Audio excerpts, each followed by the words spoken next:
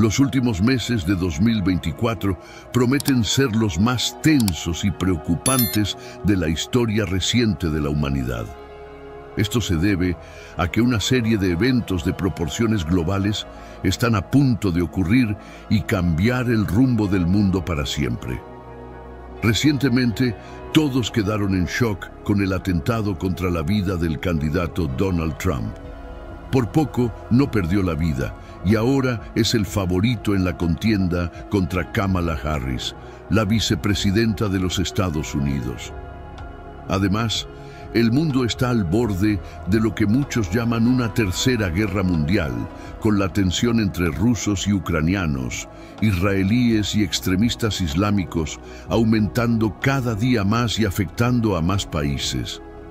También se espera que una crisis económica pocas veces vista en la historia se instale primero en las grandes naciones y luego se extienda a otros países. Ante todo esto surgen las preguntas: ¿qué va a pasar con el mundo a partir de ahora? ¿Cuál será el impacto en la economía y en nuestras vidas? ¿Será que el anticristo se revelará en cualquier momento? En este video no solo voy a responder estas preguntas, sino que también voy a mostrarte una perspectiva totalmente nueva y de acuerdo con la palabra de Dios sobre todo lo que ha estado sucediendo últimamente y que te tiene preocupado, con miedo y ansioso. Te voy a decir lo que nadie está diciendo sobre los eventos mundiales, así que quédate conmigo hasta el final.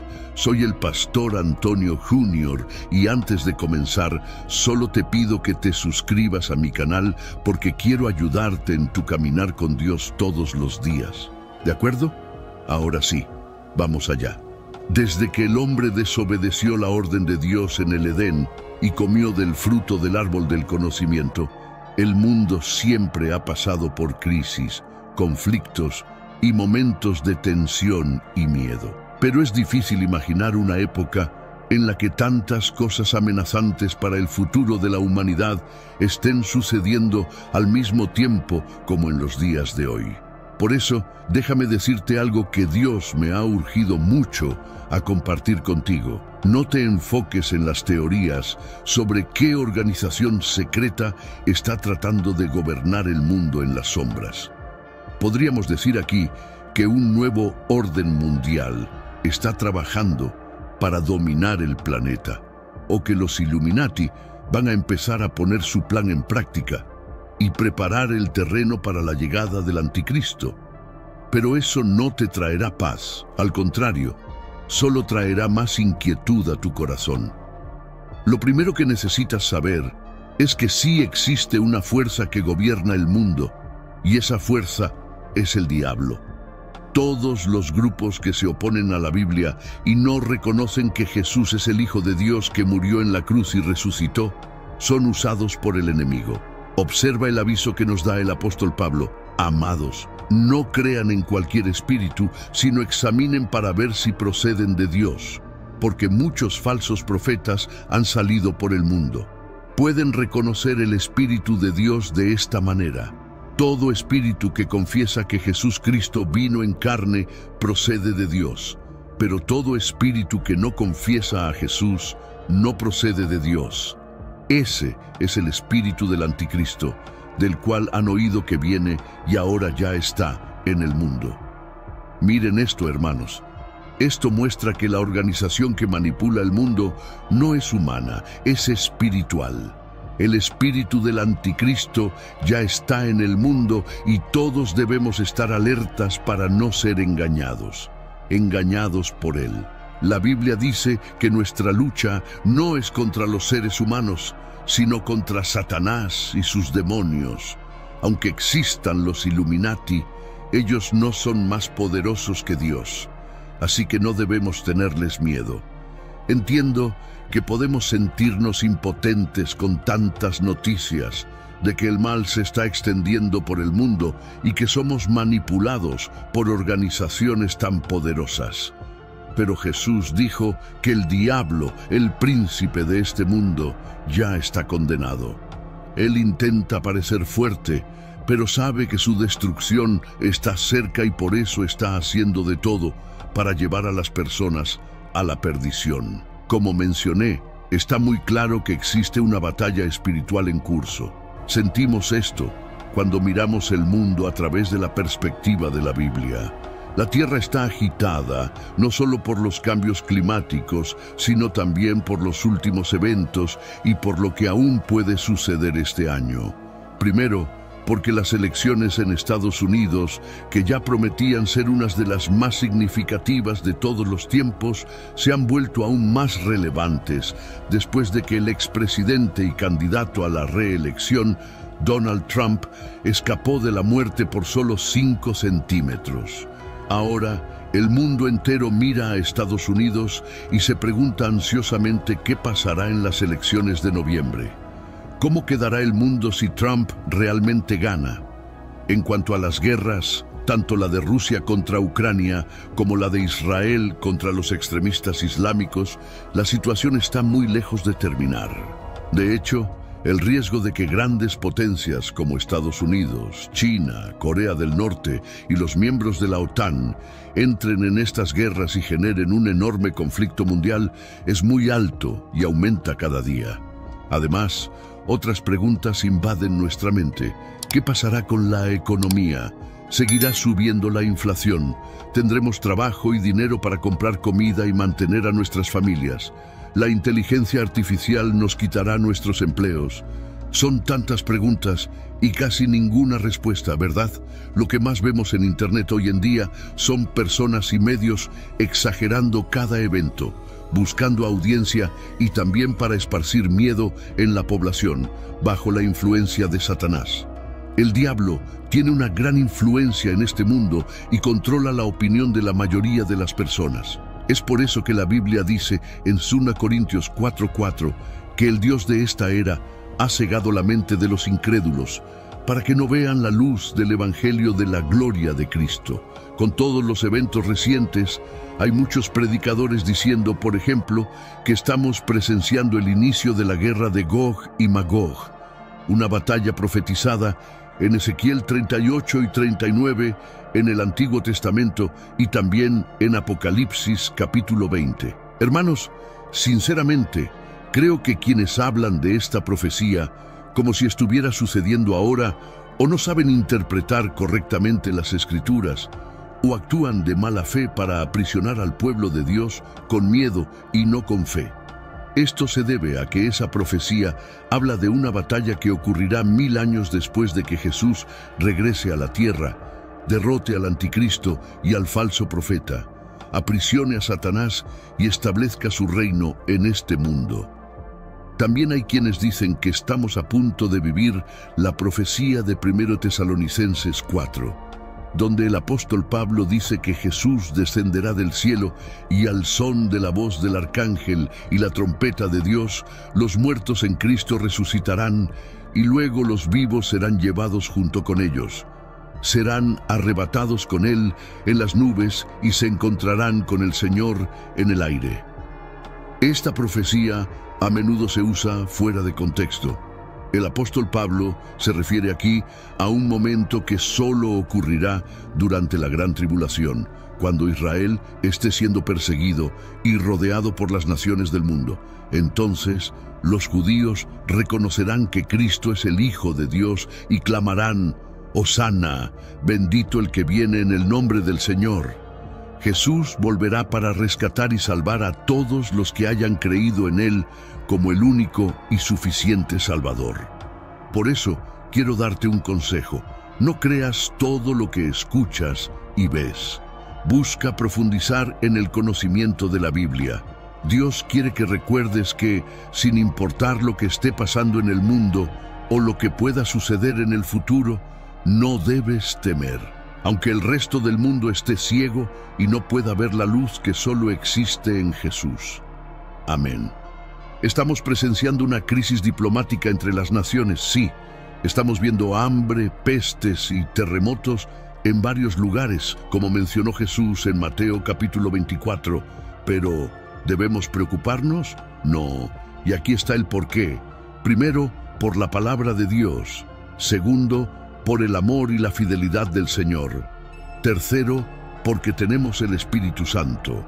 En estos tiempos de incertidumbre, no debes preocuparte porque la Biblia ya nos ha contado el futuro y sabemos cómo termina. Cristo mismo dijo que estaría con nosotros hasta el fin de los tiempos, es decir, no nos abandonará. Lo que debe darte paz es que Dios siempre ha defendido a sus hijos. Él siempre ha sido fiel, siempre ha rescatado a quienes confiaron en Él. En el libro de Génesis, cuando el mundo entero estaba lleno de maldad y perversidad, el Señor preservó a Noé y a su familia, protegió a quienes confiaron en Él. Cuando Sodoma y Gomorra fueron destruidas, Dios preservó a Lot y a su familia. En el Éxodo, cuando pasó el ángel de la muerte, protegió a los israelitas que pusieron la sangre del cordero en sus puertas. Es decir, Dios tiene un historial de proteger y cuidar a sus hijos. Entonces, mi querido hermano y hermana, no te preocupes por nada. El Señor te está diciendo hoy que vivas por fe y confíes en Él en todo momento, pero el diablo quiere lo contrario para ti y para mí. Quiere que estés ansioso y con mucho miedo de enfrentar la vida. Cuando dejas que eso suceda, empiezas a ir en contra de la palabra de Dios y te llenas de ansiedad, preocupado por lo que vas a comer, beber, vestir y cómo vas a pagar tus cuentas. Eso es lo que el diablo quiere, que dejes de confiar en el cuidado de Dios y empieces a actuar por tu cuenta. Una persona que no se deja intimidar por lo que ve suceder en el mundo, sino que es guiada por su fe en las promesas del Señor, no puede ser vencida por el diablo. Por eso, cuando te sientas inseguro, di: sí, Dios, creo que eres mucho más grande que cualquier problema. Tú eres mayor que los acontecimientos de este mundo. No veo un camino delante de mí, pero creo que estás guiando mis pasos. Y entonces Dios te dice: hijo mío, no tengas miedo. Conozco tus dolores y dificultades y te voy a ayudar. Hermanos, esta es una promesa para esos momentos en la vida cuando sientes que no puedes soportar tanta presión. Dios te está pidiendo que dejes de lado la ilusión de que eres tú quien está en control. Mientras intentes resolver todo a tu manera, Dios no intervendrá. Así que descansa y confía. Si has llegado hasta aquí, es porque el Señor tiene un plan para tu vida y quiere usarte para consolar y animar a las personas a tu alrededor. Amén. El mundo puede estar en crisis, pero tú estás en Cristo y eso hace toda la diferencia. Nunca lo olvides. Soy el pastor Antonio Jr. Si te gustó este mensaje, compártelo con tus amigos y familiares y suscríbete a mi canal. Te espero en el próximo video. Que Dios te bendiga poderosamente. Para la mayoría de las personas, no solo los estadounidenses, existe el temor de que esta elección sea un punto de inflexión. Algunas de las preguntas que la gente se hace son: ¿qué sucederá después? ¿Quién intervendrá? ¿Qué pasará después de noviembre?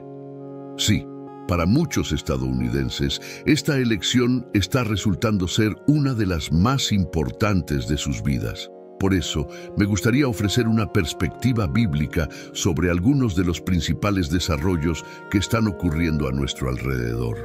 ¿Por qué es importante ver los asuntos mundiales actuales a través de una lente bíblica? Porque muchas personas llenarán sus mentes con las opiniones de diferentes comentaristas políticos. Otros serán influenciados por las muchas teorías y conspiraciones que existen. Y luego hay un tercer grupo de personas, aquellos que simplemente esconderán la cabeza en la arena porque tienen miedo de lo que pueda suceder en el futuro. Primero, permítanme decir que parece que cada día estamos viendo grandes eventos en el escenario mundial y con tantas personas enfocadas en la arena política, todos debemos ser conscientes de que, en tiempos como estos, al diablo le encanta dividir y sembrar desarmonía y odio entre las personas. Tengan cuidado de no dejarse llevar por esta especie de frenesí político dividido. como hijos de Dios, la Biblia nos llama a amar como Cristo y a amar a nuestro prójimo sin importar sus afiliaciones políticas. Entiendo que muchos de nosotros tenemos preocupaciones genuinas, como quién puede traer paz y estabilidad. Bueno, solo Jesús puede. Algunos pueden preguntarse cuál es la trayectoria del país y la respuesta es que solo Dios lo sabe. Y como hijos de Dios debemos vivir nuestras vidas con nuestra confianza firmemente puesta en Dios. Ahora, si hay más giros y vueltas en los próximos meses, si hay disturbios o incertidumbre económica, si hay más y más voces añadiéndose a la conversación sobre Estados Unidos como nación y la dirección en la que se dirige, recuerden que nuestro Señor y Salvador es más grande que cualquier político, cualquier funcionario del gobierno o cualquier institución mundana. Sí, esta elección tendrá consecuencias de largo alcance que podrían impactar nuestras vidas y las de otras personas. Sin embargo, el seguidor de Cristo debe recordar que los reinos de los hombres vienen y van, pero el reino de Cristo es eterno. Hombres y mujeres ocupan diversos puestos de poder en este mundo, pero solo hay uno que se sienta en el trono por encima de todos los tronos. El Salmo 22-28 dice que el reinado pertenece al Señor y Él gobierna sobre las naciones. Dios está en control. Él está en control hoy. Quiero animarte a confiar en Dios. ¿Qué más necesita ver la Iglesia antes de darnos cuenta de que estamos cerca del regreso de Cristo?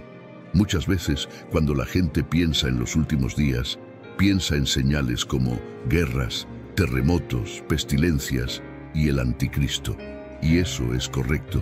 Debemos ser conscientes de esas cosas, pero hay otras señales de las que se habla mucho menos, pero que son igual de importantes. Antes de que aparezcan falsos profetas en el escenario mundial diciendo ser el Mesías, antes de que las hambrunas y las plagas devasten países, antes de que naciones y reinos se enfrenten, esto es lo que Jesús dijo al advertir a sus discípulos en Lucas 21, 11-17. Habrá grandes terremotos y en muchos lugares hambre y pestilencias. Habrá cosas espantosas y grandes señales del cielo. Pero antes de todo esto, habrá un tiempo de gran persecución. Serán arrestados, llevados a las sinagogas y encarcelados. Serán juzgados ante reyes y gobernadores por causa de mi nombre. Pero esto será una oportunidad para hablar de mí. Así que no se preocupen de antemano sobre cómo responder a los cargos contra ustedes, porque yo les daré las palabras correctas y tal sabiduría que ninguno de sus oponentes podrá replicar ni refutar. Incluso aquellos más cercanos a ustedes, sus padres, hermanos, parientes y amigos, los traicionarán. Incluso matarán a algunos de ustedes, y todos los odiarán por ser mis seguidores. Pero ni un solo cabello de su cabeza se perderá. Si se mantienen firmes, ganarán sus almas. Aumentará la persecución, porque Jesús advirtió a la Iglesia que antes de su regreso, los enemigos de Dios perseguirán a los cristianos. En la historia cristiana hay muchas historias de persecución. Me acuerdo de Richard Wurmbrand, un hombre que fue perseguido por el régimen comunista en Rumanía a principios del siglo XX.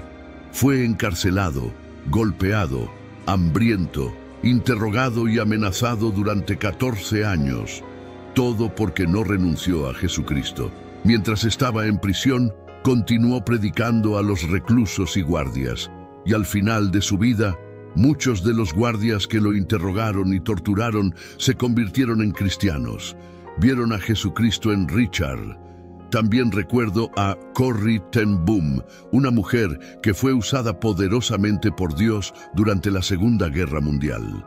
Esta mujer pasó por cosas horribles y sufrió pérdidas inimaginables, pero al final de todo, dijo algo poderoso que me gustaría compartir contigo hoy. Si miras al mundo, te angustiarás. Si miras dentro de ti, te deprimirás. Si miras a Dios, estarás en paz. ¿Cuántos de nosotros estamos preparados para sufrir por Cristo?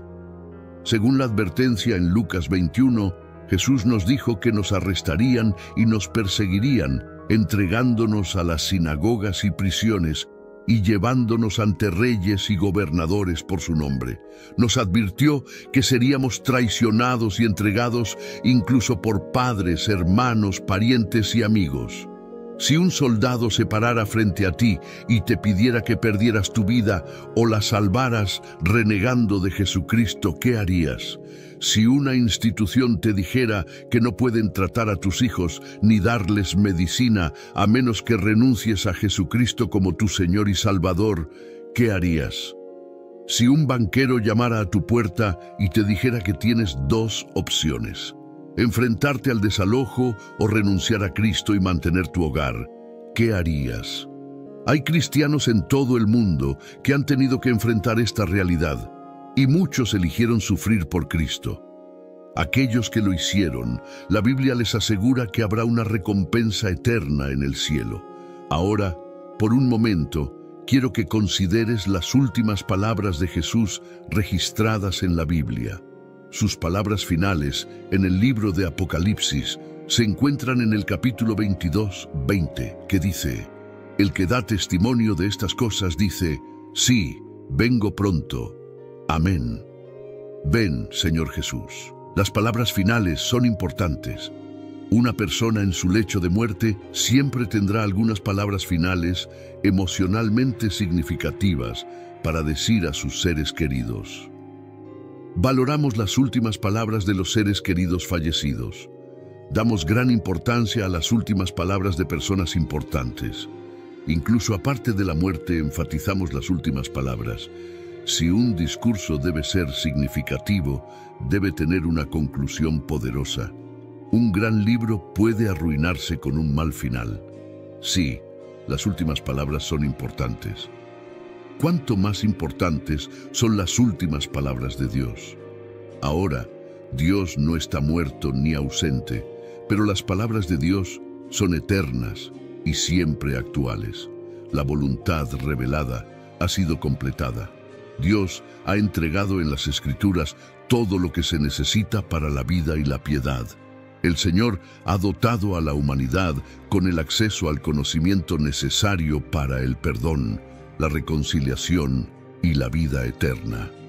El proceso de darnos su palabra no fue una tarea pequeña. Dios utilizó a docenas de hombres a lo largo de 15 siglos para escribir las Escrituras. Entonces, ¿cómo eligió Dios terminar esta obra monumental que llamamos la Biblia? Sin duda, las últimas palabras de la Biblia son de gran importancia. Cuando llegamos al final de la palabra de Dios, los versículos finales del último capítulo del último libro de la Biblia, encontramos algo viejo pero nuevo. Encontramos un concepto presente desde las primeras páginas de la Biblia, pero esta vez con un significado aún mayor. Encontramos una promesa y una advertencia, una promesa de bendición o maldición, una invitación a la vida y una advertencia de muerte. En Apocalipsis 22:12, Jesús dice: «Y he aquí vengo pronto, y mi recompensa conmigo para dar a cada uno según sea su obra». Dado que estas palabras tienen casi 2000 años, podemos preguntarnos sobre la promesa del Señor de venir pronto. Por supuesto, debemos recordar que nuestra percepción del tiempo es muy diferente a la del Señor, como nos recuerda 2 Pedro 3:8. Mas, oh amados, no ignoréis esto, que para con el Señor un día es como 1000 años, y 1000 años como un día. Además, la eternidad llega rápidamente para todos nosotros. Muchos han sido sorprendidos por la muerte sin estar preparados. Los años pasan rápido para todos nosotros. Incluso si el Señor demora su segunda venida, nuestra cita con la eternidad no está lejos. Debemos escuchar y obedecer al Señor con urgencia. Jesús promete que está trayendo su recompensa. Esto puede ser un gran consuelo o un gran terror. La palabra recompensa puede referirse a un salario. Para los que son fieles a Jesús, la recompensa será bendición y vida. Aquellos que persisten en la rebelión recibirán el salario de su pecado, la muerte eterna. El apóstol inspirado Juan nos ayuda a entender quién recibirá una bendición o una maldición. En Apocalipsis 22, 14, 15 escribe: «Bienaventurados los que lavan sus ropas, para tener derecho al árbol de la vida y para entrar por las puertas en la ciudad. Mas los perros estarán fuera, y los hechiceros, los fornicarios, los homicidas, los idólatras, y cualquiera que ama y hace mentira». Todos quieren ser bendecidos. Los versículos finales de la Biblia nos recuerdan el camino hacia la bendición, la fidelidad a Jesús. Cuando el Señor regrese, restaurará el acceso al árbol de la vida, pero solo para aquellos que lo siguieron. Los que persisten en la mundanalidad y el pecado no serán bendecidos, sino que quedarán afuera. Para este grupo no habrá acceso al árbol de la vida ni entrada en la ciudad celestial. Su destino será estar afuera, separados para siempre de la bondad de Dios. Luego, en Apocalipsis 22, 17, encontramos una última y hermosa invitación. Y el espíritu y la esposa dicen: «Ven», y el que oye diga: «Ven», y el que tiene sed, venga, y el que quiera, tome del agua de la vida gratuitamente. Nadie entra en el palacio de un rey sin una invitación. Afortunadamente, el Rey de Reyes ha emitido una invitación abierta para todos. Cualquiera que esté dispuesto a escuchar la invitación del Señor es bienvenido. Cualquiera que tenga sed de justicia puede aceptar la invitación. Cualquiera que desee la vida eterna puede tener ese deseo cumplido. ¡Qué invitación tan adecuada! Aquí, al final de las Escrituras, desde Génesis en adelante, la Biblia registra la caída del hombre y el plan de Dios para reconciliar todas las cosas. Tomó siglos y grandes sacrificios, pero Dios cumplió su promesa en el jardín de aplastar la cabeza de la serpiente, donde la historia comienza con un ángel guardando el árbol de la vida del hombre, termina con una invitación al hombre para disfrutar del árbol y el agua de la vida una vez más. Pero esta invitación viene con una advertencia. Dios ha iluminado el camino hacia la vida eterna a través de su palabra. Si decidimos que podemos caminar por un mejor camino, estamos muy equivocados. Apocalipsis 22, 18 y 19 advierte que si añadimos a la palabra de Dios, Él nos añadirá las plagas escritas en el libro. Y si quitamos de la palabra, nuestra invitación al árbol de la vida y a la presencia de Dios también será quitada. La palabra de Dios termina con una hermosa invitación, pero también subraya la importancia de la palabra. Si queremos bendición y vida eterna, debemos confiar verdaderamente en el Señor, confiar en su palabra y hacer nuestro mejor esfuerzo para obedecerla. Ignorar la palabra de Dios, vivir a nuestra manera según nuestras propias reglas y deseos, es rechazar la invitación graciosa de Dios. Las últimas palabras de Jesús en todas las Escrituras son: «Ciertamente vengo en breve». Esa promesa provocará alegría y esperanza, o miedo y terror. Cuando Juan escuchó esa promesa, proclamó: «Amén. Ven, Señor Jesús». Esas son palabras de esperanza. Pero, ¿qué pasaría si Jesús cumpliera su promesa hoy? Para los que no están preparados, sus últimas palabras serán de arrepentimiento y desesperación. Pero para los fieles en Cristo, sus últimas palabras en esta vida seguramente serían proclamaciones de alegría, celebraciones de esperanza y liberación realizadas.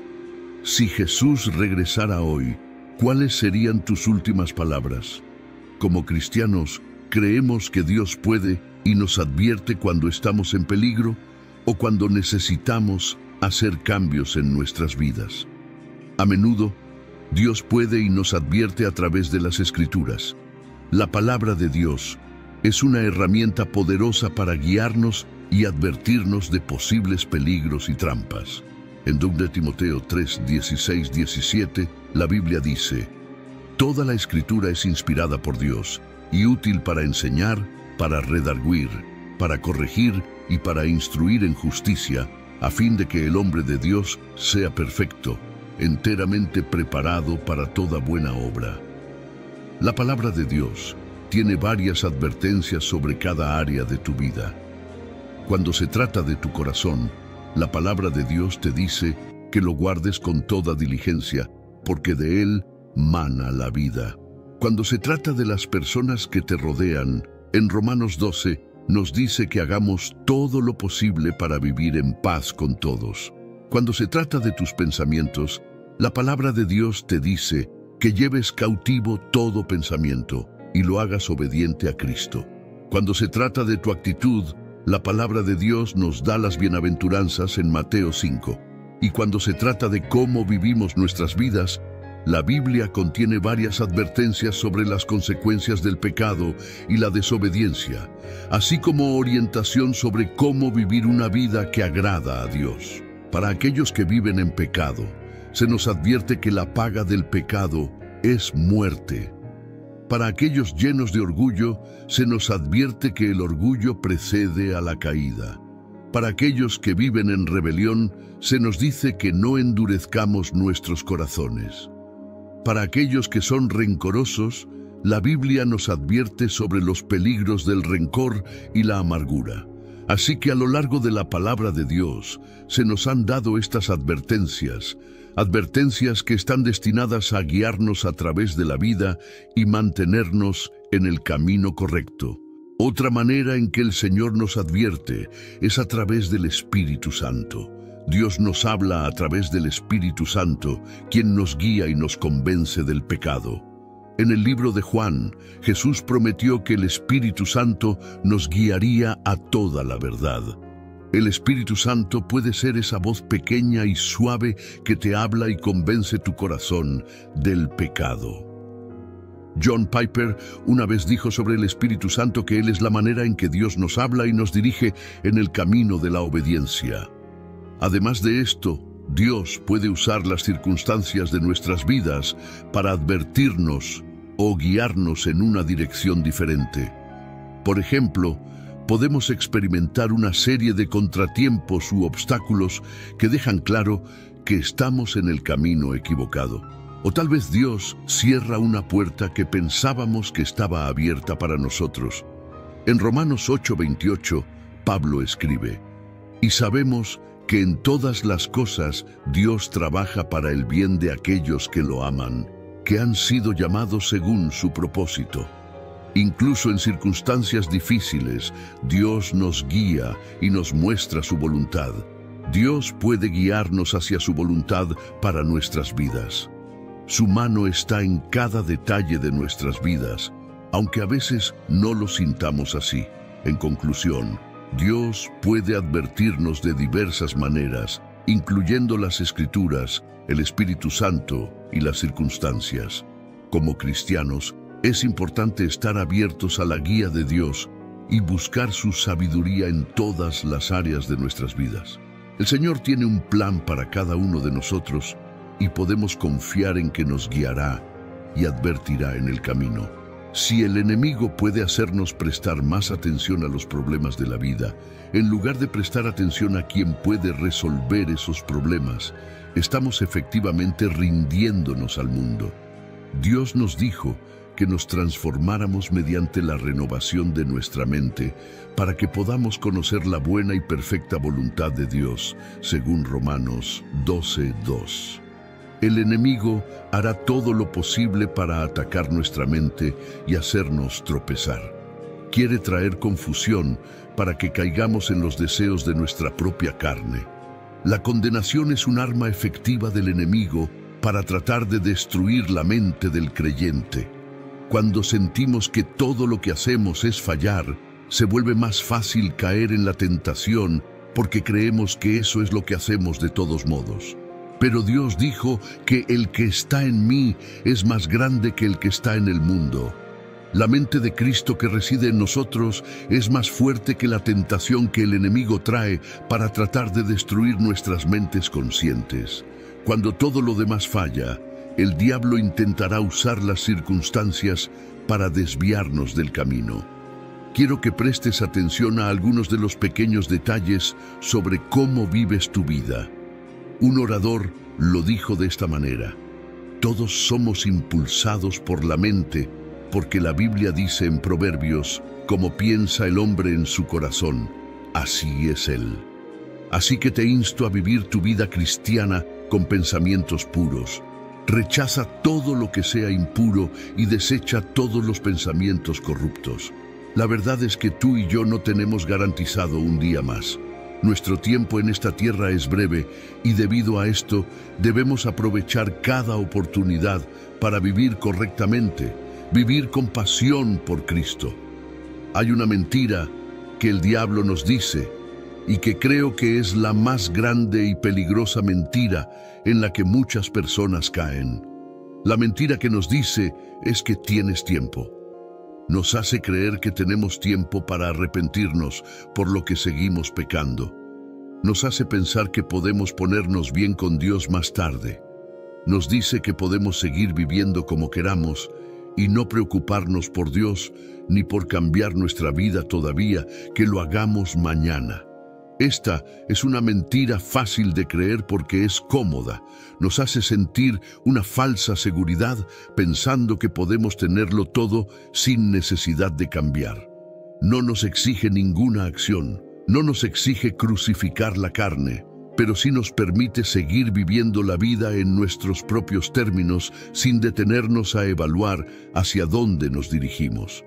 Es una mentira que nos dice que somos libres para perseguir el dinero, el poder o las relaciones, o cualquier cosa que pensemos que nos satisfará. Pero la realidad es que en cualquier momento estamos a un segundo de la eternidad, ya sea cielo o infierno. Necesitamos recordar siempre que lo que hacemos hoy, mientras estamos aquí, vivos y respirando, afectará nuestro mundo futuro. Mateo 6:33 lo dice así: pero buscad primeramente el reino de Dios y su justicia, y todas estas cosas os serán añadidas. Otra traducción dice: pero primero y más importante, buscad, apuntad y esforzaos por su reino y su justicia, su manera de hacer y ser correctos, la actitud y el carácter de Dios. Y todas estas cosas también os serán dadas. Para poner esto en perspectiva, se nos está diciendo que elijamos a Jesucristo en un mundo que lo rechaza. Se nos llama a vivir una vida justa en un mundo hostil. Estar en el campamento de Dios significa que Jesucristo reina y gobierna en tu vida. No hay otro Dios al que te inclines más que Jesús. Vivir una vida justa en un mundo hostil significa que Jesús tiene la autoridad sobre las decisiones que tomas. Él gobierna tu vida mental. Es el factor motivador detrás de tus acciones y hechos. Este es realmente el punto que intento destacar. Las voces a las que escuchas diariamente, ¿de quién son? ¿Qué están diciendo? ¿Qué tipo de espíritu hay detrás de ellas? Estamos expuestos a tantas voces diferentes en este mundo y necesitamos proteger nuestros oídos. ¿Qué tipo de voz te atrae? Te animo a buscar la voz de Dios. Su voz es distintiva, clara y más afilada que cualquier espada de dos filos. Su voz expulsa el pecado, derrota todo tipo de demonio, resucita a los muertos, sana corazones rotos, cura enfermedades, restaura y repone todo lo perdido y definitivamente aplasta el miedo. Su voz es impresionante y poderosa. Ninguna cosa oscura puede desafiarla. Cuando Dios habla, las cosas cambian y se convierten en lo que Él dice. Así que te animo a dejar de escuchar otras voces. Deja de escuchar a los fariseos de hoy, a los tomases dudosos y a los predicadores que solo buscan hacerte sentir bien. Busca la voz de Dios, una voz que te llevará a la salvación y a la eternidad. Busca la voz de Dios, una voz que te llevará a la salvación y a la eternidad. Su voz te guiará a través de las dificultades y te dará la fuerza para enfrentar cualquier desafío. En un mundo lleno de ruido y distracciones, es vital que afinemos nuestros oídos para escuchar la voz del Señor. Dios habla de muchas maneras. A veces es un susurro suave en nuestros corazones. Otras veces es a través de las Escrituras o de personas piadosas en nuestras vidas. Él puede usar nuestras circunstancias, tanto buenas como malas, para dirigirnos hacia su propósito. Es crucial que estemos atentos y abiertos a su guía. En Juan 10:27, Jesús dice: «Mis ovejas oyen mi voz, yo las conozco, y ellas me siguen». Esta declaración es una promesa y una garantía. Si pertenecemos a Cristo, podemos estar seguros de que Él nos hablará y nos guiará. Sin embargo, debemos estar dispuestos a escuchar y seguir su voz, incluso cuando nos lleve por caminos difíciles o inesperados. El enemigo, por otro lado, tratará de distraernos y desenfocarnos. Él utilizará el miedo, la duda y la tentación para apartarnos del camino de Dios. Es por eso que debemos fortalecer nuestra fe y mantenernos firmes en nuestra relación con el Señor. Debemos renovar nuestras mentes diariamente con la palabra de Dios y permitir que su verdad moldee nuestros pensamientos y acciones. Además, debemos rodearnos de una comunidad de creyentes que nos apoyen y nos desafíen a crecer en nuestra fe. La iglesia es un lugar donde podemos encontrar ánimo, corrección y apoyo mientras buscamos seguir a Cristo. No debemos subestimar el poder de la oración y la adoración en nuestra vida diaria. Estas prácticas nos ayudan a mantenernos conectados con Dios y a discernir su voz en medio del caos del mundo. Finalmente, debemos recordar que nuestra esperanza y confianza están en el Señor. Proverbios 3:5-6 nos dice: «Confía en el Señor con todo tu corazón y no te apoyes en tu propio entendimiento. Reconócelo en todos tus caminos y Él enderezará tus sendas». Esta promesa nos asegura que cuando ponemos nuestra confianza en Dios y buscamos su guía, Él nos dirigirá por el camino correcto. Vivir una vida cristiana fiel no siempre es fácil, pero es la única manera de experimentar la verdadera paz y satisfacción que viene de seguir a Jesús. Así que, en todo momento, busquemos la voz de Dios, sigamos sus mandatos y vivamos de manera que glorifique su nombre. Al hacerlo, encontraremos la bendición y la vida eterna que Él ha prometido.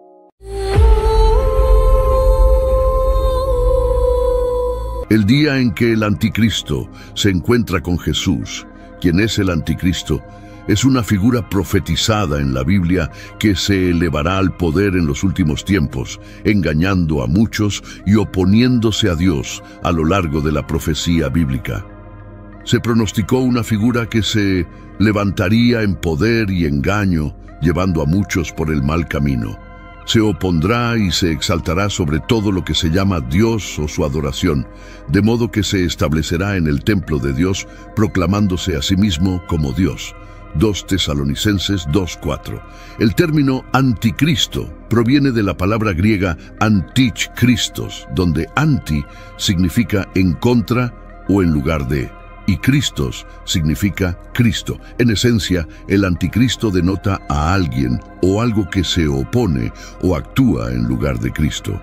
Este concepto está arraigado en la Biblia, particularmente en las epístolas de Juan. El término anticristo se encuentra explícitamente en los libros de 1 Juan y 2 Juan. Hijitos, es la última hora, y así como oyeron que el anticristo viene, también ahora han surgido muchos anticristos. Por esto sabemos que es la última hora. 1 Juan 2:18. ¿Quién es el mentiroso sino el que niega que Jesús es el Cristo? Este es el anticristo, el que niega al Padre y al Hijo. 1 Juan 2:22. El anticristo progresará de líder regional a líder mundial, luego a un dictador global tiránico y finalmente a un dios.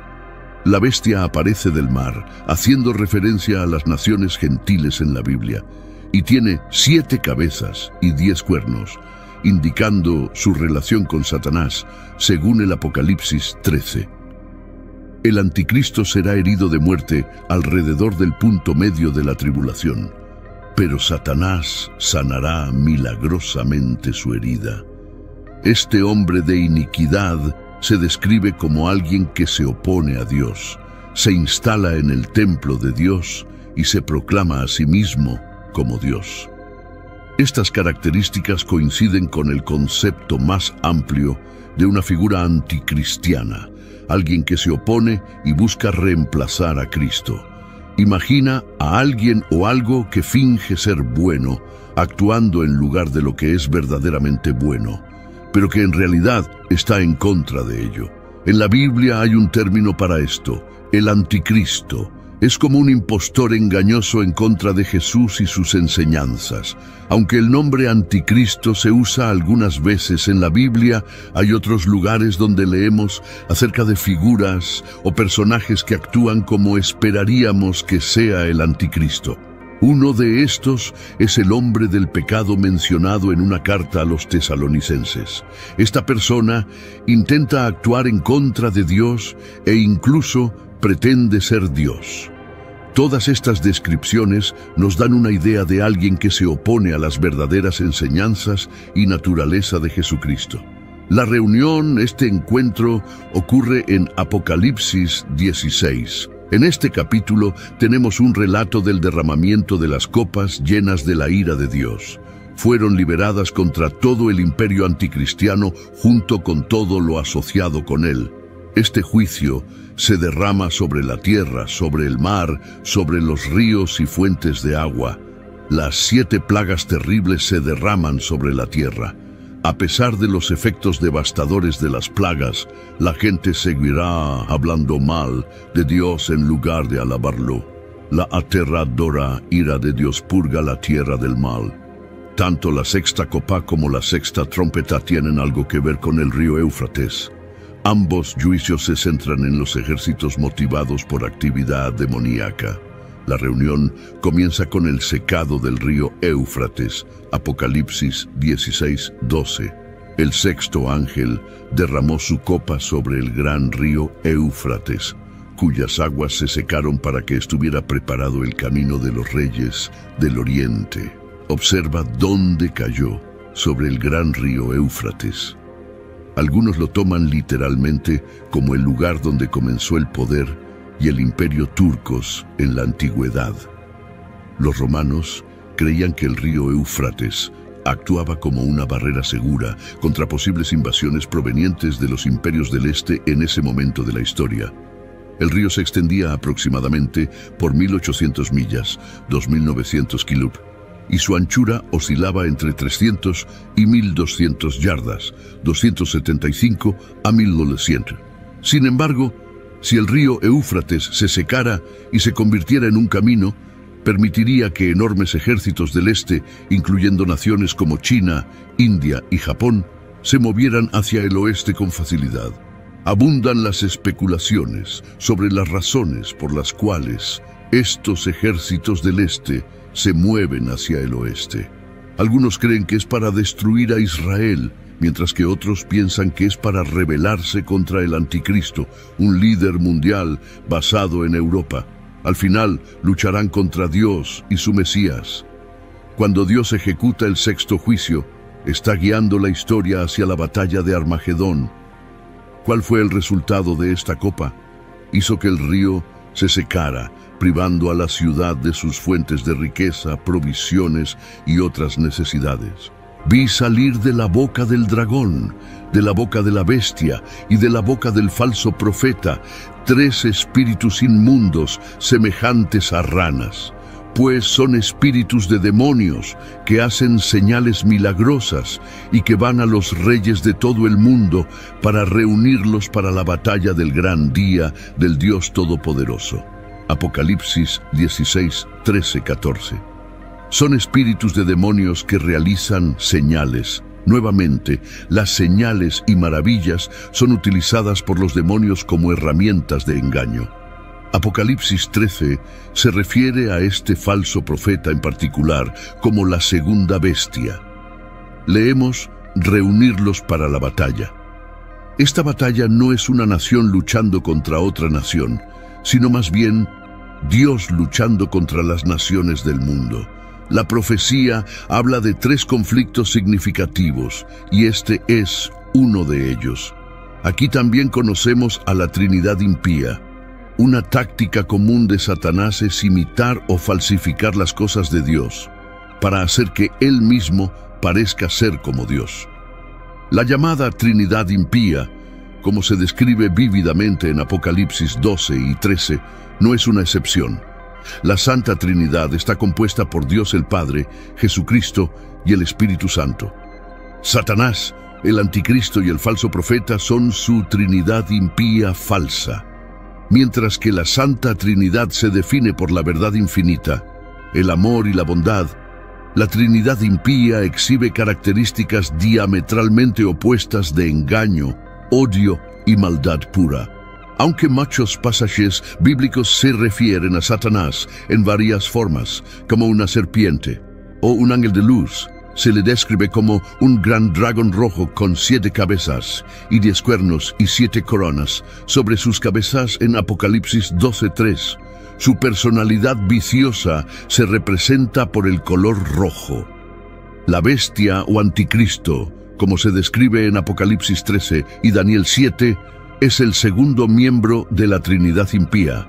Aunque el anticristo es identificado por ese nombre solo 4 veces en la Biblia, aparece muchas más veces con varios alias. También se le llama el que trae destrucción, 2 Tesalonicenses 2:3, el impío, 2 Tesalonicenses 2:8, el hombre malvado, 2 Tesalonicenses 2:9, la bestia, Apocalipsis 13:1, la promesa que vendrá, Daniel 9:26, un rey feroz, Daniel 8:23, un maestro de la intriga, Daniel 8:23, un hombre despreciable, Daniel 11:21, un pastor sin valor, Zacarías 11:16-17. Cuando aparece, la gente se acercará a él como las moscas a la miel y harán todo lo que él pida. El falso profeta es el último miembro de la Trinidad impía, como se describe en Apocalipsis 13:11-18. Jesús advirtió específicamente a los creyentes que estuvieran atentos a los falsos profetas que pueden parecer inocentes, pero que pueden ser extremadamente destructivos. El falso profeta es capaz de realizar grandes señales y maravillas, como hacer descender fuego del cielo, Apocalipsis 13:13. Levanta una imagen del anticristo para adoración, da vida a la imagen, exige que todas las personas adoren la imagen y ejecuta a aquellos que se niegan a adorarla. El falso profeta también obligará a todos a obtener una marca permanente de algún tipo, al igual que los esclavos en los tiempos de Juan, para demostrar total devoción al anticristo y renuncia a Dios. Solo aquellos que hayan recibido la marca podrán realizar transacciones comerciales. Aceptar la marca resulta en la muerte eterna. Apocalipsis 14:1. La Biblia deja claro que los humanos comprenderán plenamente que al aceptar la marca, no solo están aceptando un sistema económico, sino también un sistema de adoración que rechaza a Jesucristo. El número de la bestia se revela en Apocalipsis 13:8, 666. El gran dragón hace un último intento por recuperar su poder y estatus en el mundo. Está reuniendo sus fuerzas y convocando a sus espíritus para lanzar un último ataque desesperado antes de que sea demasiado tarde. Aquí observamos los instrumentos que utiliza para involucrar a los poderes de la tierra en su causa y conflicto: 3 espíritus inmundos. Estos 3 espíritus inmundos se refieren a los demonios que ayudan a Satanás, la bestia y el falso profeta realizando milagros. Persuadirán a los reyes del este, así como a los ejércitos y gobernantes de todo el mundo, para que se reúnan y participen en la batalla contra la segunda venida de Cristo. Leemos: gran día de Dios Todopoderoso. Es claro quién saldrá victorioso de esta batalla. Es el gran día de Dios, no del hombre. El anticristo o el dragón, en medio de la representación de la batalla inminente, llama a la acción para estar preparados para el triunfo de Jesús. La actividad demoníaca tiene varias manifestaciones en la Biblia. A veces causan enfermedades, tientan a las personas a prácticas inmorales y originan y propagan doctrinas falsas. 1 Timoteo 4:1. Aunque muchos se apartarán de la fe durante los últimos tiempos, prestando atención en su lugar a espíritus engañosos y seductores y a doctrinas de demonios, Dios utilizará a los demonios para cumplir su plan, a pesar de su compromiso de hacer el mal. Apocalipsis 16, 14, 16. Observamos que los demonios reúnen a los reyes y ejércitos del mundo en el lugar que en hebreo se llama Armagedón. Leemos, Armagedón, también conocido como Megido, es el sitio de una batalla significativa.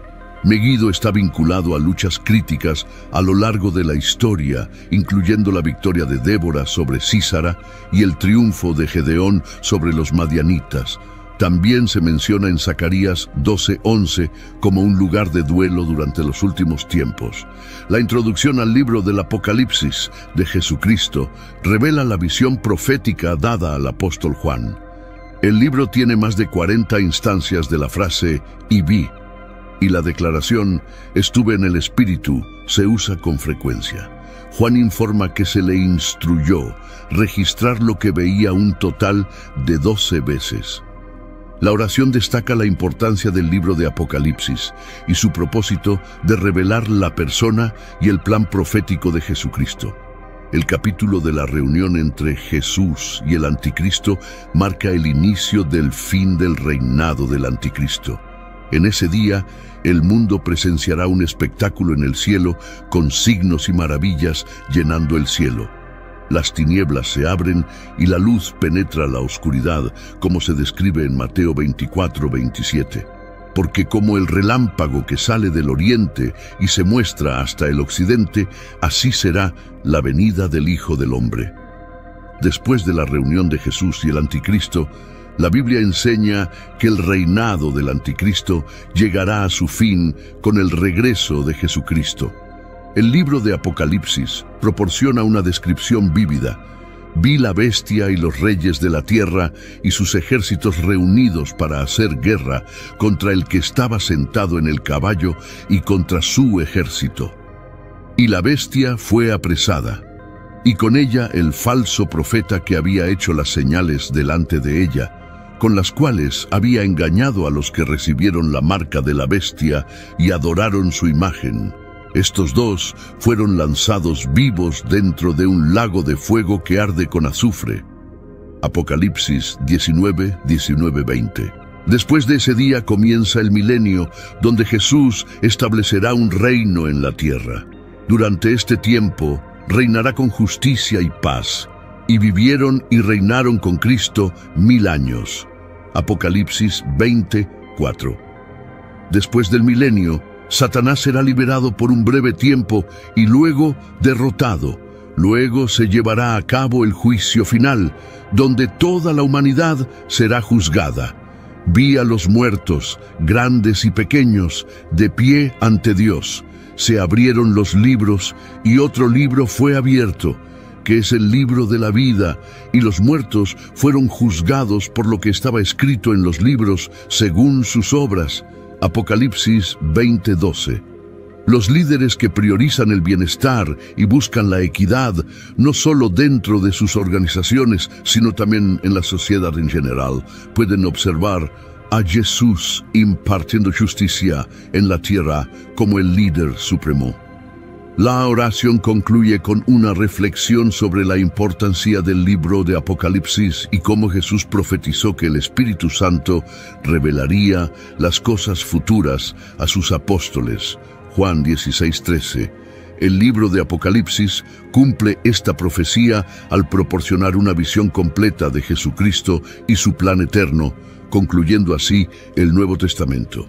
Sus víctimas gobernó el mundo antiguo como un dictador absoluto. Después de someter a Asiria, dirigió su atención a Egipto, su principal adversario en ese momento, ya que Judá estaba en el camino. Sería necesario deshacerse de ella si alguna vez quería cumplir su ambición de gobernar sobre un gran imperio. Nabucodonosor emitió una orden para que varios jóvenes judíos fueran entrenados para servirle en calidad de hombres de conocimiento y sabiduría.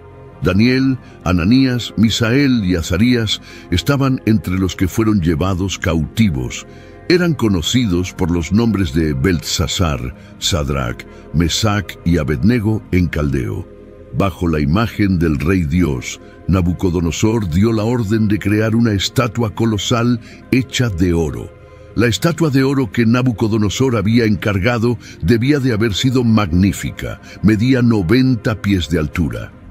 Es posible que el rey la planeara de esta manera para consolidar su poder, reuniendo a todos los niveles de sus oficiales para una gran ceremonia.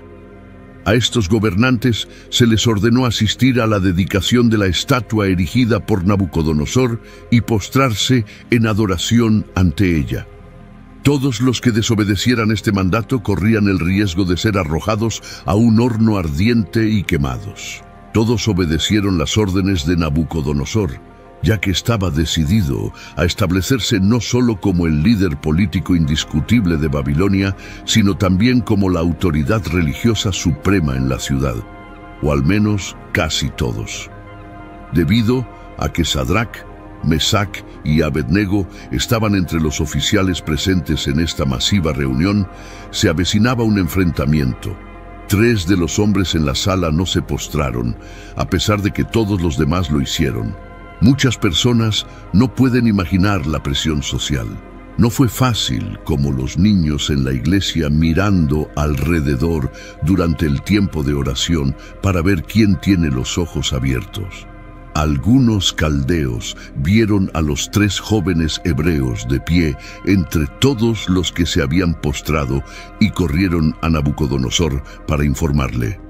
La envidia gotea de sus acusaciones contra los 3 judíos que habían alcanzado posiciones de poder a pesar de su cautiverio.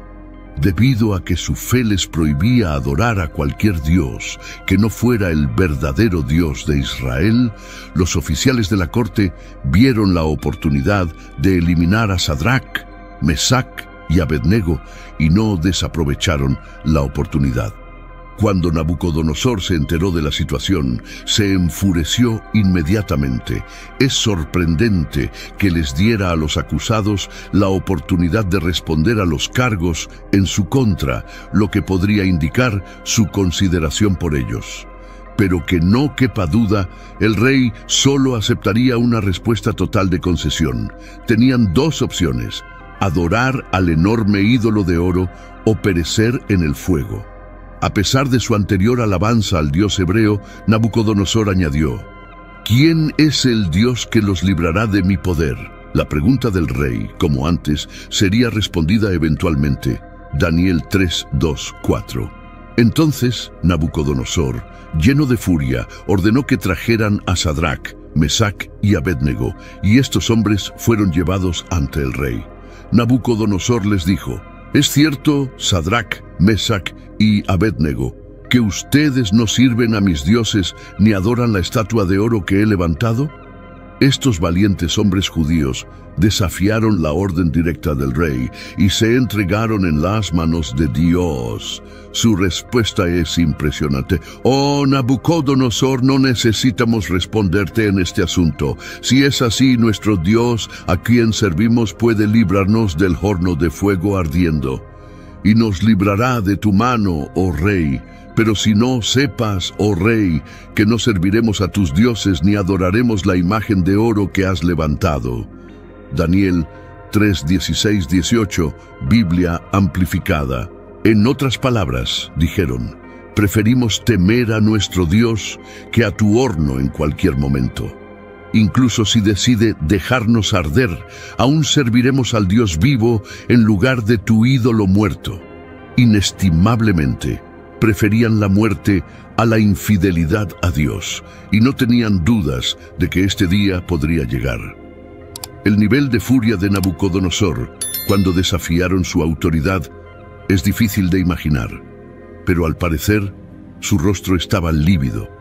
Dio órdenes de calentar el horno 7 veces más de lo habitual para igualar su furia.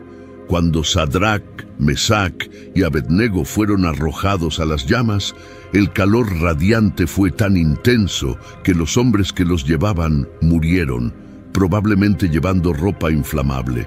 Los fieles hebreos no tenían esperanza a menos que la esperanza misma interviniera. Daniel 3, 19, 25. Lleno de furia, Nabucodonosor se acercó a la puerta del horno en llamas y dijo: Sadrac, Mesac y Abednego, siervos del Dios Altísimo, salgan de ahí, vengan acá. Entonces Sadrac, Mesac y Abednego salieron de en medio del fuego. Los sátrapas, prefectos, gobernadores y consejeros del rey se congregaron alrededor de ellos y vieron que, en cuanto a estos hombres, el fuego no había tenido ningún efecto en sus cuerpos, no se había quemado ni un solo cabello de sus cabezas, sus ropas no estaban chamuscadas y no se percibía olor de fuego en ellos. Cuando el rey se dio cuenta de que los hombres que había condenado habían sido rescatados divinamente, los convocó y no se encontró ni un solo cabello quemado en sus cabezas. Ser arrojados al letal fuego de Nabucodonosor había resultado ser pan comido. Es increíble que alguien haya sobrevivido ni siquiera por un segundo dentro del horno, cuando tantos otros perecieron justo fuera de la entrada. Dios puede librarnos de una prueba o puede sostenernos milagrosamente en ella. Nos asombra la fe en el único Dios verdadero. Su respuesta en medio de la prueba confirmó tres cosas: su creencia inquebrantable en el Dios de la Biblia, su confianza en el Dios que es quien dice ser y hará lo que dice que hará, y su fe revelada por su dependencia en el único que tenía el poder para librarlos del mal. Su reconocimiento de Dios sobre el rey más poderoso del mundo resultó en la revelación del poder supremo de Dios a los incrédulos. Su fe demuestra que Dios es capaz de librarnos de nuestros propios problemas y pruebas. Como cristianos, sabemos que Dios es capaz de librarnos. También sabemos que no siempre actúa de esta manera. Según Romanos 5, Dios puede permitir pruebas y dificultades en nuestras vidas para construir nuestro carácter, fortalecer nuestra fe u otras razones desconocidas. Puede que no siempre entendamos por qué pasamos por una prueba, pero Dios simplemente nos pide que confiemos en Él incluso cuando es difícil. Juan, a pesar de experimentar un dolor increíble, una agonía casi insuperable y sufrimiento, pudo decir: aunque Él me mate, en Él esperaré. También sabemos que Dios no siempre garantiza que nunca suframos o muramos, pero promete estar siempre con nosotros. Deberíamos aprender que en tiempos de adversidad y persecución deberíamos adoptar la actitud de estos tres jóvenes. Pero aunque no lo haga, queremos que sepas, oh Rey, que no serviremos a tus dioses ni adoraremos la imagen de oro que has erigido.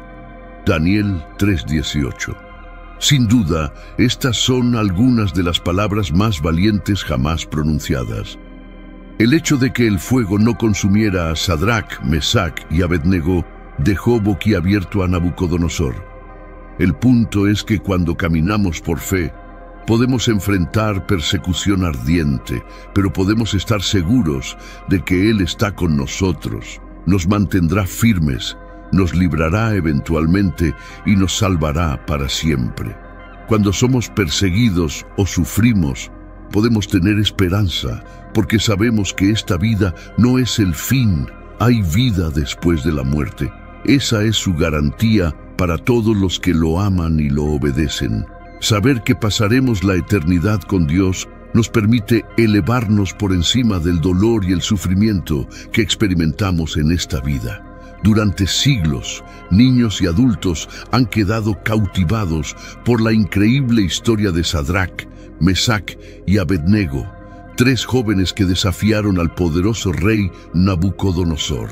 Las acciones de Sadrac, Mesac y Abednego en el libro de Daniel representan una respuesta común en nuestra época: la desobediencia civil, que implica una oposición personal y deliberada a un decreto gubernamental que viola los estándares de Dios. Estaba claro que el rey ya no sería el mismo. Abandonó al Dios al que había adorado a favor del Dios del pueblo, al que anteriormente había perseguido. Ensalzó al Señor e insistió: en que sus súbditos no adoraran a nadie más que al Dios Todopoderoso. Los líderes piadosos deberían pedir al Señor que les muestre vislumbres regulares de su poder y gloria. Cuando lo hace, se vuelve mucho más fácil para nosotros dirigir nuestro celo hacia servir al único Dios que realmente existe. Daniel 3, 28-30, Biblia amplificada. Nabucodonosor respondió y dijo: Bendito sea el Dios de Sadrach, Mesach y Abednego, que envió a su ángel y rescató a sus siervos que confiaron en él. Desobedecieron el mandato del rey y entregaron sus cuerpos antes que servir o adorar a cualquier dios, excepto a su propio Dios. Por lo tanto, promulgo un decreto de que cualquier pueblo, nación o lengua que hable algo ofensivo contra el Dios de Sadrach, Mesach, será cortado en pedazos y sus casas serán convertidas en montones de basura, porque no hay otro Dios que pueda salvar de esta manera. Entonces, el rey hizo que Sadrach, Mesach y Abednego prosperaran en la provincia de Babilonia. Jesús se menciona varias veces en el Antiguo Testamento. Sin embargo, no se le llama así ni se presenta de la misma forma que en el Nuevo Testamento. Sin embargo, está presente en el Antiguo Testamento. Cristo es enfatizado en toda la Escritura. Jesucristo validó el hecho de que el Antiguo Testamento contiene referencias a Él mismo.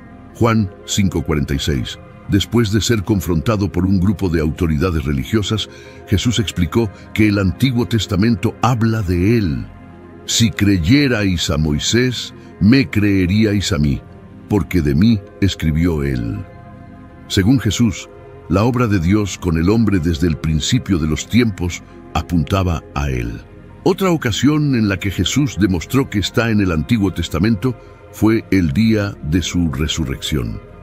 Según algunos cálculos, más de 300 profecías del Antiguo Testamento apuntan a Jesucristo y fueron cumplidas por Él en su vida en la tierra. Estas incluyen profecías sobre su nacimiento único en Isaías 7:14, su ministerio terrenal y la forma en que moriría. Jesús sorprendió a los líderes religiosos y dijo que el Antiguo Testamento habla de Él. Cuando leemos la Biblia, vemos que Jesucristo es el cumplimiento de muchas profecías y promesas del Antiguo Testamento. El Antiguo Testamento apunta a la venida del Mesías, el Salvador del mundo. Jesús fue la respuesta a las esperanzas y profecías del Antiguo Testamento, y su llegada trajo cumplimiento a muchas de estas promesas. Cuando se levantó en la sinagoga de Nazaret y leyó de Isaías 61, concluyendo con este comentario: Hoy se ha cumplido esta escritura que ustedes oyeron. Lucas 4:18-21. Jesús demostró su presencia en el Antiguo Testamento. Las teofanías, que son apariciones preencarnadas del Hijo de Dios, son otra manera en que Jesús se revela en el Antiguo Testamento. Sin embargo, hay formas más profundas en las que Jesús puede ser encontrado en el Antiguo Testamento, y estas se pueden categorizar como tipos. Un tipo es una persona o cosa en el Antiguo Testamento que prefigura a una persona o cosa en el Nuevo. La vida de José parece modelar la vida de Cristo, y muchos eventos históricos del Antiguo Testamento sirven como símbolos de lo que Dios haría en el futuro a través de Cristo. Por ejemplo, cuando Dios llamó a Abraham para ofrecer a su hijo Isaac como sacrificio, Abraham profetizó: Dios proveerá para sí el cordero para el holocausto, hijo mío. Génesis 22:8. Estos eventos históricos apuntaban hacia la obra redentora de Cristo. Jesús, siendo el Mesías prometido de Dios, es mencionado no solo en el Nuevo Testamento, sino también en varios pasajes del Antiguo Testamento. Él es el Mesías prometido, y se podría decir que Jesús es la razón de ser de la Biblia. Es la palabra viva que nos señala hacia la oferta de reconciliación de Dios, la esperanza del perdón y la vida eterna a través de Jesucristo, nuestro Señor. Después de su muerte, surge la pregunta sobre el paradero de Jesús. ¿Fue al infierno, al Hades o al cielo? La narrativa de Lucas relata el viaje asombroso de Jesús después de su muerte, comenzando en la cruz. Jesús, a punto de emprender un viaje increíble, pasa por las puertas de la cruz. El libro de Lucas cuenta la historia de su viaje final hacia la muerte, desde su oración en Getsemaní hasta su última palabra en la cruz: consumado es, seguido por su entrega final y sepultura. Su cuerpo inerte permanece en la cruz, hasta que es finalmente retirado y enterrado, mientras que su espíritu se embarca en una travesía única. La pregunta sobre el paradero de su espíritu durante los 3 días entre su muerte y resurrección genera debate. Una interpretación común es 1 Pedro 3, 18, 21, donde se menciona que Jesús predicó a los espíritus en prisión, quienes fueron desobedientes en los días de Noé. Estos versículos presentan un enigma fascinante. Jesús, siendo la encarnación de lo que significa sufrir por hacer el bien y llevarnos a Dios, soportó el sufrimiento en lugar de nosotros, los injustos.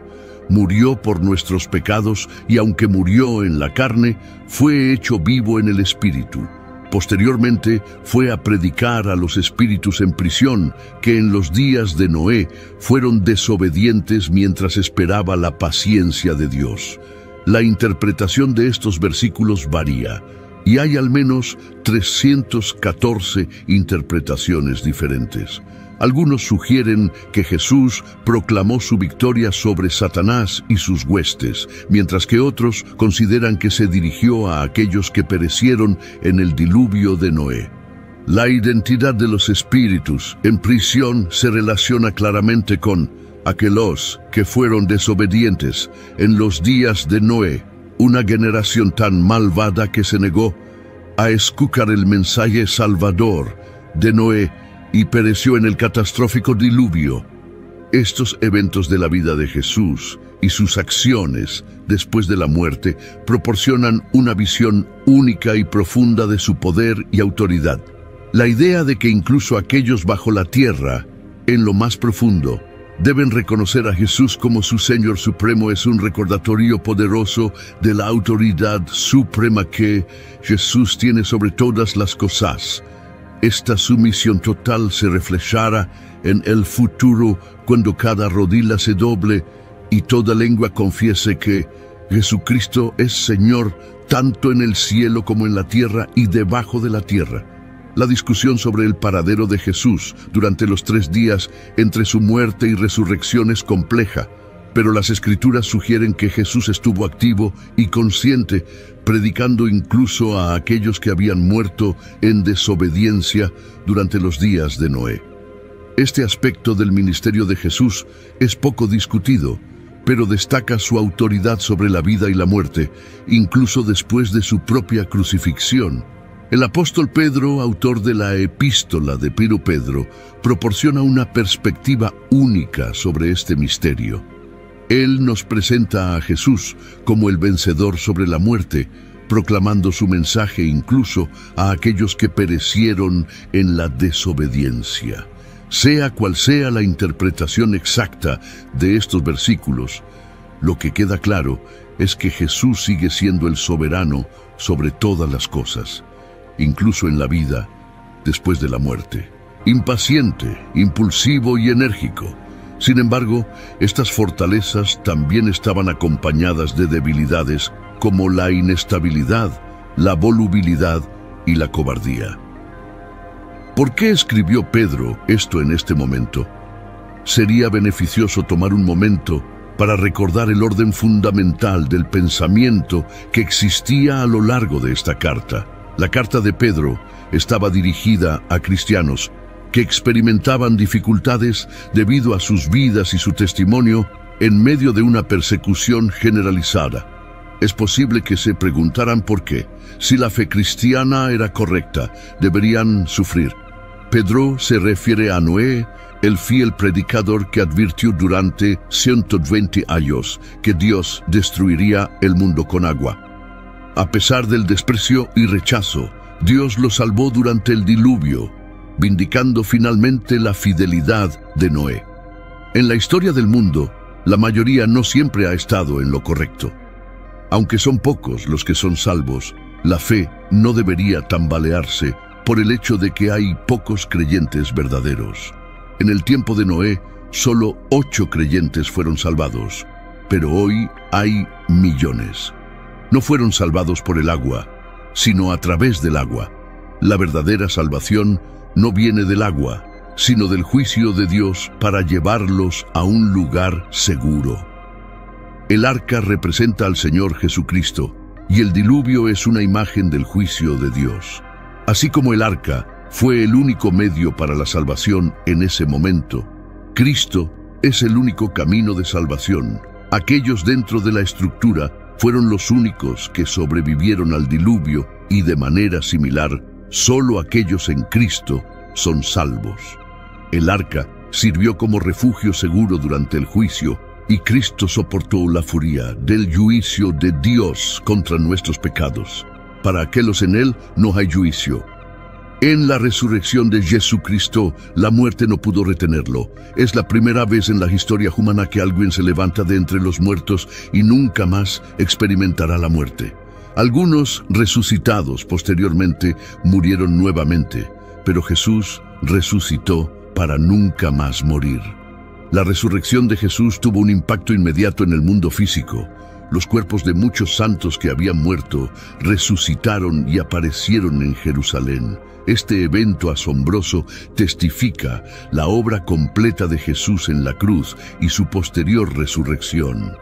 La resurrección de los cuerpos de los santos servía como un poderoso testimonio de la obra cumplida de Jesús en la cruz y su resurrección posterior. El relato de los santos cuyos cuerpos resucitaron y aparecieron en Jerusalén sirve como un testimonio poderoso de la obra consumada de Jesús en la cruz y su posterior resurrección. El término santos se refiere a individuos piadosos del Antiguo Testamento. Esto demuestra que a pesar del juicio de Jesús sobre el liderazgo de Israel, la nación todavía tiene un lugar significativo en los planes de Dios. La profecía de Ezequiel predijo que el Señor traería de nuevo a la vida a aquellos que habían fallecido, incluso en un valle donde los huesos se habían convertido en polvo. Esta visión simboliza la restauración de Israel por la intervención directa de Dios. Aunque Mateo no da una explicación detallada, presenta estos eventos como un testimonio unificador de la confirmación sobrenatural de la identidad de Jesús. Después de la resurrección, Jesús ascendió al cielo y sus discípulos lo vieron elevarse. 2 ángeles aseguraron que regresaría de la misma manera que lo vieron irse. Actualmente, Jesús reside en el cielo, en un lugar de gloria y en el trono de Dios, y será el mismo Jesús quien regrese. Después de la resurrección, Jesús ascendió al cielo y sus discípulos lo vieron elevarse. 2 ángeles aseguraron que regresaría de la misma manera que lo vieron irse. En la visión apocalíptica de Juan, se presenta a Jesús como el Alfa y el Omega, el primero y el último, el que vive y estuvo muerto y ahora vive para siempre. Su voz es como el sonido de una trompeta y su presencia resplandece con la gloria divina. Juan se postra a sus pies, pero Jesús lo anima, asegurándole que no tema, ya que tiene las llaves de la muerte y del Hades. Este encuentro revela la majestuosidad y la victoria de Jesús sobre la muerte. Su resurrección asegura la victoria eterna para aquellos que creen en Él. En conclusión, la muerte y la resurrección de Jesucristo tienen un significado profundo y transformador. Jesús, como el Alfa y el Omega, el primero y el último, es la fuente de vida eterna y tiene el control sobre la muerte y el Hades. Para los creyentes, la muerte ya no es una amenaza, ya que Jesús ha conquistado la muerte y ofrece la vida eterna a través de su victoria. En lugar de temer a la muerte, los creyentes pueden adorar a aquel que tiene las llaves de la muerte y el Hades, confiando en la promesa de la resurrección y la vida eterna en Jesucristo.